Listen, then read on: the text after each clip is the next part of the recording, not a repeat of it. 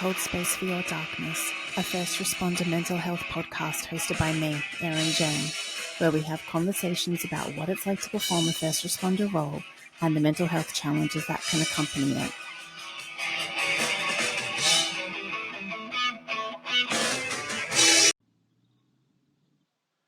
Hello and welcome to another episode of I Will Hold Space for Your Darkness. I'm your host, Erin Jane.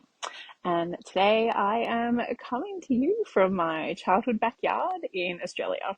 So for anyone who listened to the last episode, I said that I was coming home to Oz for about 5 or 6 weeks.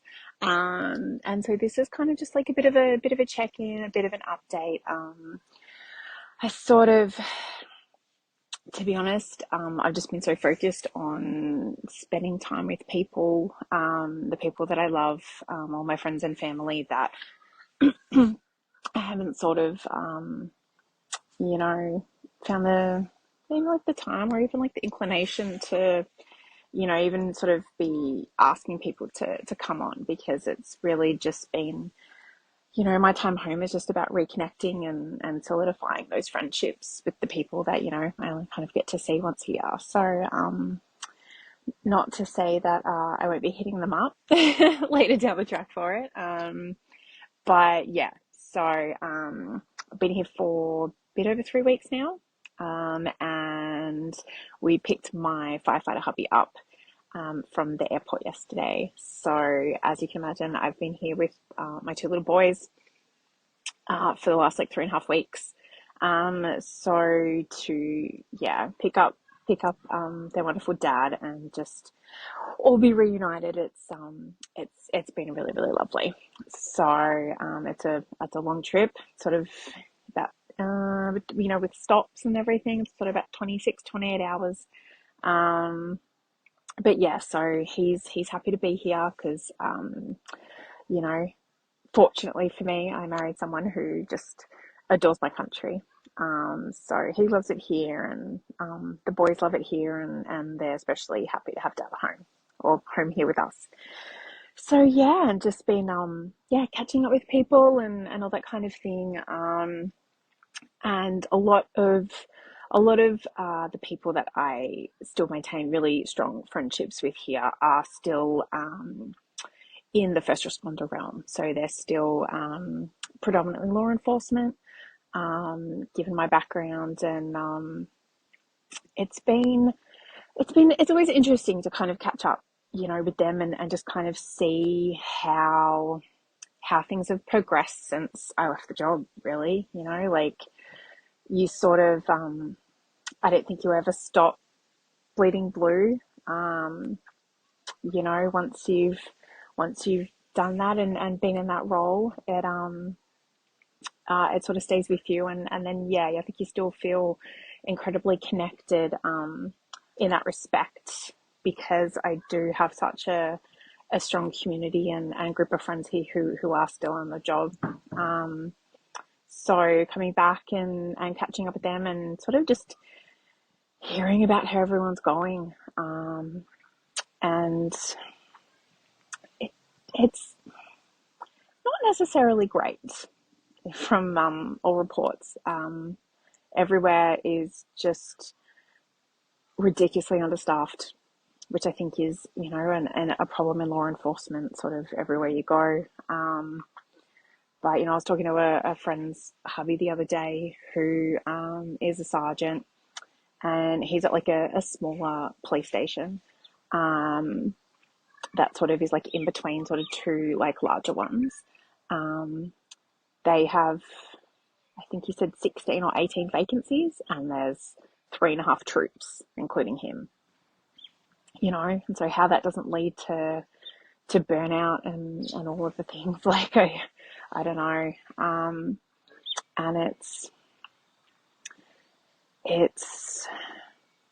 I think it's a challenge that we're all facing, because, all of the things that we're exposed to at the best of times, and then coupled into that, if there's no troops, so all you're doing is out on the road getting smashed with jobs, and then,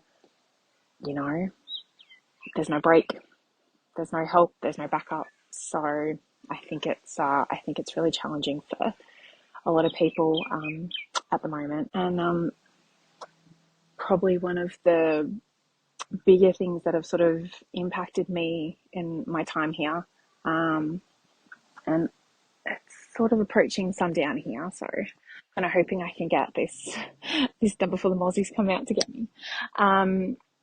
One of the things that's really impacted me the most was a conversation that I had with a really good friend of mine who, in the job, I worked with him at my training station, and he is like older than me and was more senior to me, and he was very much like a really important and integral mentor for me, especially like in my early years. He just sort of guided me and took the time to teach me, the right way to do things, and ended up, becoming one of my best mates.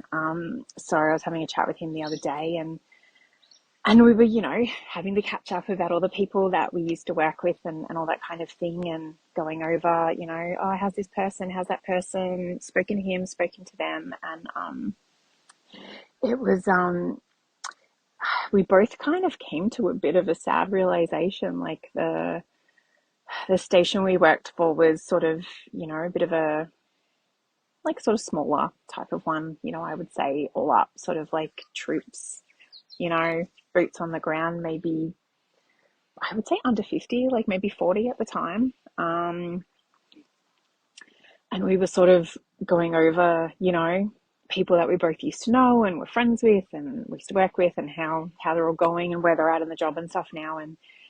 And we sort of figured out that probably about easily sort of 10 to 12. So we're looking at, 25% of that station from that period of time. They're all gone. They're all out. And many of them are because of mental health. They have just pulled up stumps, and, whether they've kind of chosen to leave on their own terms, whether they've sort of, unceremoniously been like pushed out because of mental health, like so many are gone. And, it kind of just, it really, I guess it sort of impacted me in a way, because obviously they're not the only ones that, I'm aware of. There's other people I've known, throughout my career who are now, out of the job for various reasons. Some are like me, just, their life went in like a different direction. But so many of them are, out because of mental health reasons. While my little one's about to come and interrupt. Hi. Mama, I don't know where my iPad is.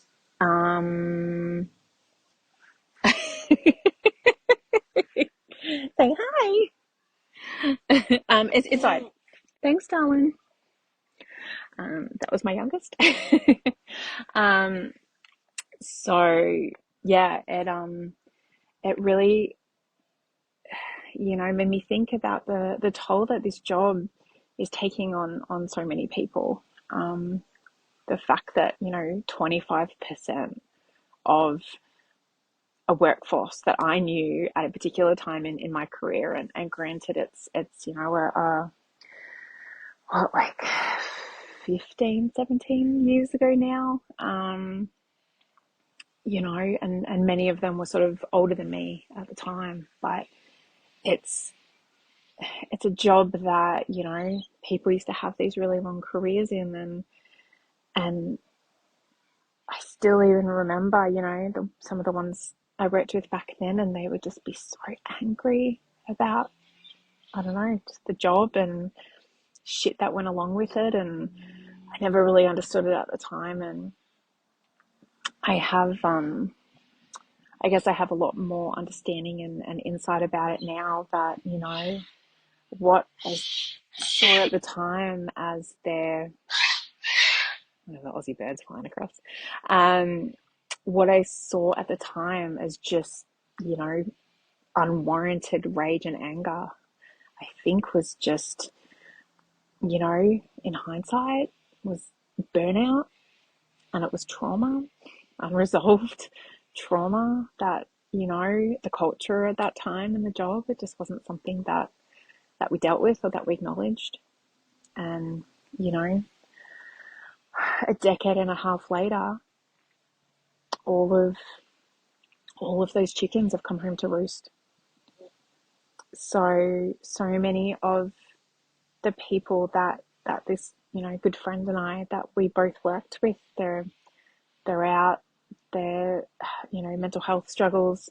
Some are having addiction problems. Like, it's pretty heartbreaking, to be perfectly honest, to hear about so many of the people that are out, that, it just gives a snapshot of what this job is doing to so many of us, and the impact that it's having, and coupled with that, like, equally, most of the ones that are out, they're also divorced, relationships broken up. Like, clearly so much of what we do has impacted, their entire lives. So I think it's, I just bring it up, I guess, because I think it's just like the smallest snapshot that I can present of how many people that, I've known in my career and since then, that have been impacted so greatly in regards to this job, and I guess it's sort of maybe part of the reason why that conversation resonated so much with me too was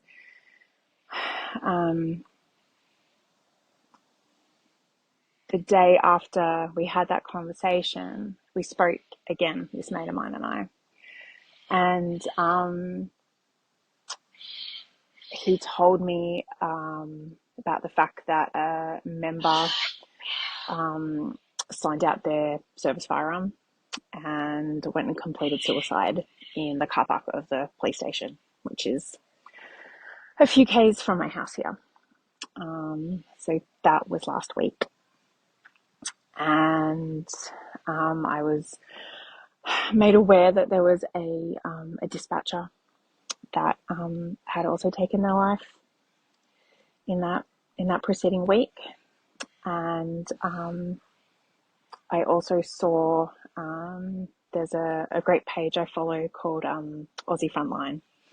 If you want to go check them out, I highly recommend. By like former military veterans, Australians, and I think one of them's they're a current or former first responder, and they go around giving talks and providing services for military vets and first responders. So go check them out. But I digress, and then I was sort of notified on their page too that a member in Western Australia, or WA as we will call it, had also completed suicide. So sort of 3 losses just in our country alone in the space of a week and a half, and sort of 2 from the one police force. And obviously I know that it has been a pretty rough week, or couple of weeks in America as well, with a lot of losses in the first responder world. A few from completing suicide, some from line of duty deaths, unfortunately, including the ones in Minnesota, 2 police officers and the firefighter paramedic who was shot by a suspect who was holding people hostage and opened fire. So all in all, when my heart very much belongs in 2 different countries and 2 different places, and gets pulled between them both a lot of the time. My heart feels fucking broken because the same shit is just happening everywhere. And, you know, like I said earlier, I don't think you stop bleeding blue even when you do leave the job. And especially not when, you know, there's so many people that you still know and love, are still wearing that uniform and doing those roles, and it just I don't know, it's fucked. Quite simply, it's just it's so upsetting that it keeps happening, and yeah, I don't know. I guess I just wanted to come on and address that, because it's not happening in isolation, you know. And so many people are reaching that point of despair where they think that they don't have another option. And there's, you know, so many people working in the domain of trying to help in that field. You know, like I mentioned, the Aussie frontline blokes just before, they're, you know, doing good work here in Australia. And obviously I've had Travis Gribble from my arena on a previous episode. He's teamed up with Overwatch Collective, who I'm also affiliated with as a coach for first responders. They've teamed up. You know, so many people are out there trying to spread the word and encourage people to reach out, encouraging them to talk, so they're not making that final decision and not, you know, taking those actions that can't be taken back. And I think many of us know that pain, you know, and that loss, whether it's been a friend, a colleague, you know, a family member, anything like that. Like, so many of us know, and I think it's a loss like no other. And I think it, you know, so many of the times it haunts us and it stays with us. And I guess this isn't the rosiest Australian update that I could have given you. But I don't know, I couldn't be here on holiday, and you know, as much as it's lovely to be seeing everyone, you know, I guess part of me is always scared that one day I'm going to see that notification about someone, you know, being lost or taking their life in the police force that I used to work for. And honestly, I'm shit scared that one day it's going to be someone that I know, someone that I love, someone that I care about, because, you know, it's getting to a lot of them. It really is. And I guess, you know, what I do with my coaching, what I'm working towards with my psychology degree, and even just the premise of this podcast, I'll hold space for your darkness. It's all about providing people the choice and the place of understanding, a place of insight, of compassion to have someone to talk to in whatever capacity that they need. Because, you know, all of the information shows when you talk about things and you share your experiences, it helps. It's not necessarily the be all and end all. And if you are really struggling, you know, sometimes you need more.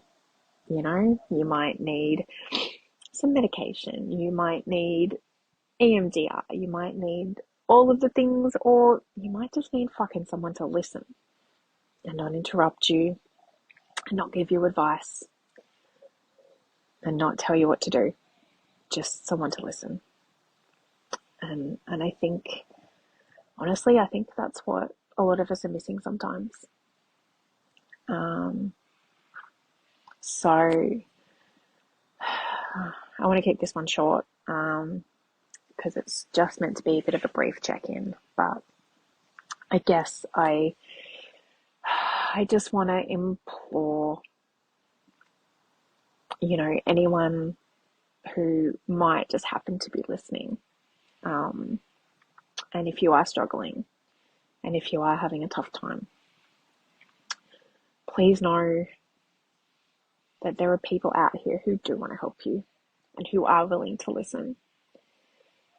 And it doesn't matter what you have to say or what you've done, or whether you feel guilt or shame or embarrassed or fearful or scared or any of the things. There are so many people who just want to be here to help you. And that's what it really boils down to. So I encourage you to reach out and talk to someone, or, someone says, hey, how are you? I don't know, maybe consider telling them the truth instead of just, oh yeah, I'm fine, living the dream, like we all do, and equally, if you are a police officer, a firefighter, paramedic, EMT, dispatcher, correctional officer, anyone working, a nurse, anyone working on the front lines, like, we're all already resilient. As my friend James Boomhauer, or Boomer, from Safe Fit for Duty, I shared one of his reels the other day, and he's talking about, for us to be doing this job, any of the realms of being a first responder, we all already are resilient. We have generally an incredible amount of resilience, because, otherwise you wouldn't have made it past fucking day one. You just wouldn't. So sometimes it's not about, finding your resilience, because you already are. Sometimes it's just about finding better coping skills and strategies, and making sure that the ones that you have aren't veering into the maladaptive range that may have worked in the beginning but are no longer serving you or are no longer good for you. And I know that, we all shoulder our own burdens. We've all got our own shit going on, We've got marriages, relationships. Some of us have kids. We're juggling work, businesses, study, all of the fucking things. But, if there's someone you see every day at work, check in on them. Ask if they're doing okay. You're sitting out on the fucking van or truck with them. Just check in, because I don't know how many times I, talk to people, and when, they have lost someone to suicide, and they're like, I wish I'd known, I wish I'd asked, all of the things. And generally it's not necessarily a lot that we can do sometimes, but if just one person is asking them in a genuine way if they're okay, or helping them find help,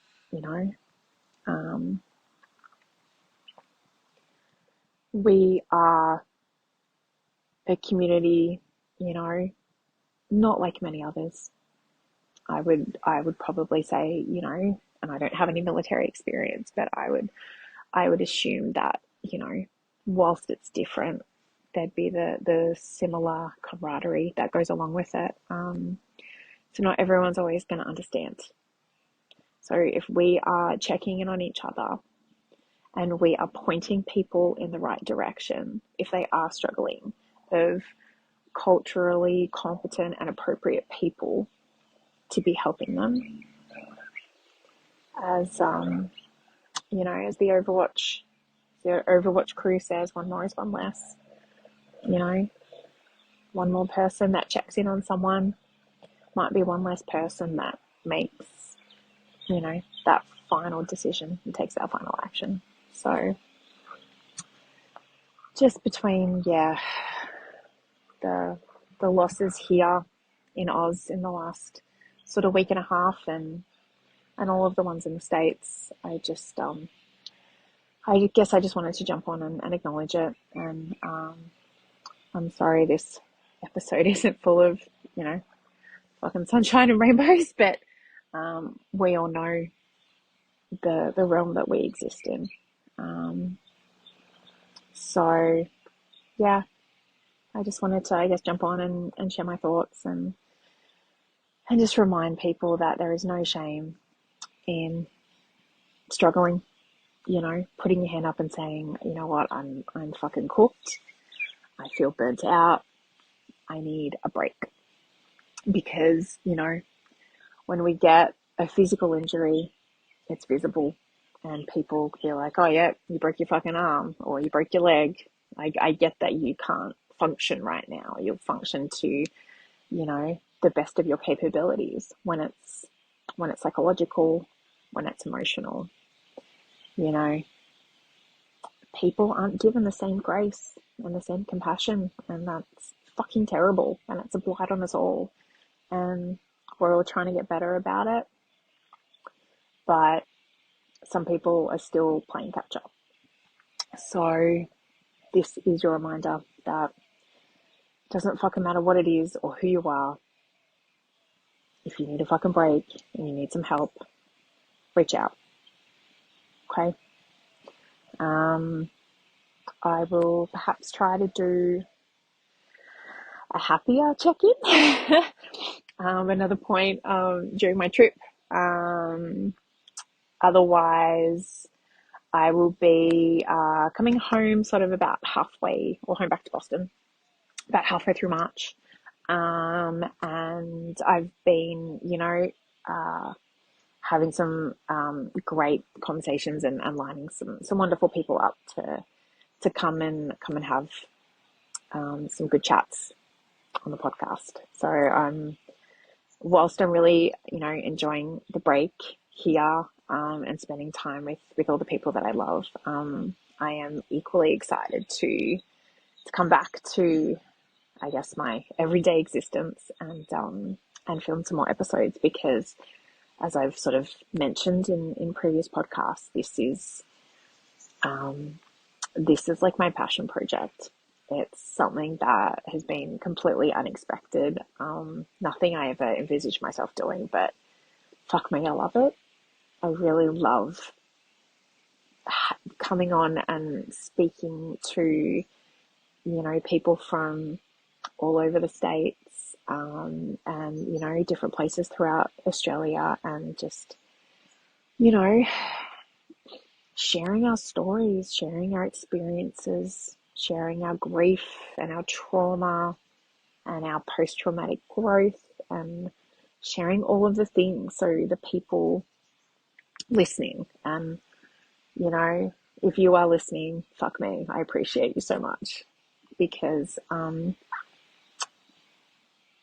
all of this comes from a really good place, and it's just about letting people know that they're not alone, and we've all got our stories, and we've all got our war stories, and I think it builds community. And when I do posts, with Instagram sometimes, and I sort of call it, I guess, the way that I look at it is, the people who listen and the lovely people who've come on as guests. I sort of, refer to it as like, my darkness community. Because we've all got darkness. Every one of us. If you do the jobs that we do, you are exposed to darkness, and it can't help but penetrate sometimes. But my belief is that when we share, the stories of our darkness, it shines light on them, and it makes it so they're not that bad, and they're not that heavy, and it helps us process them. It's pretty simple. So I love having these conversations, and I'm always really appreciative of, the people who take the time to come on So yeah, that's it.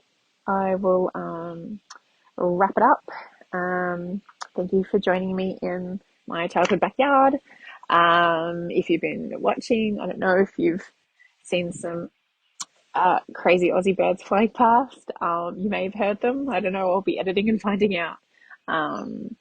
So yeah, but thank you for listening to this update.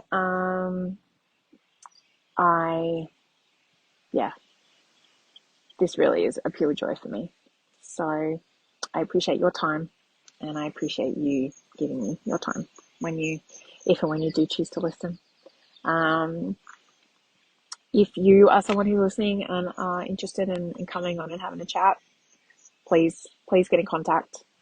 All my info is in the show notes, or you can find me as Erin Jane Coaching on Instagram, or the page for this actual podcast is Erin Jane _ darkness podcast, I think. But yeah, otherwise, stay well. I'll be back to regular episodes in a few weeks. Appreciate your patience with me being away. But yeah, stay well.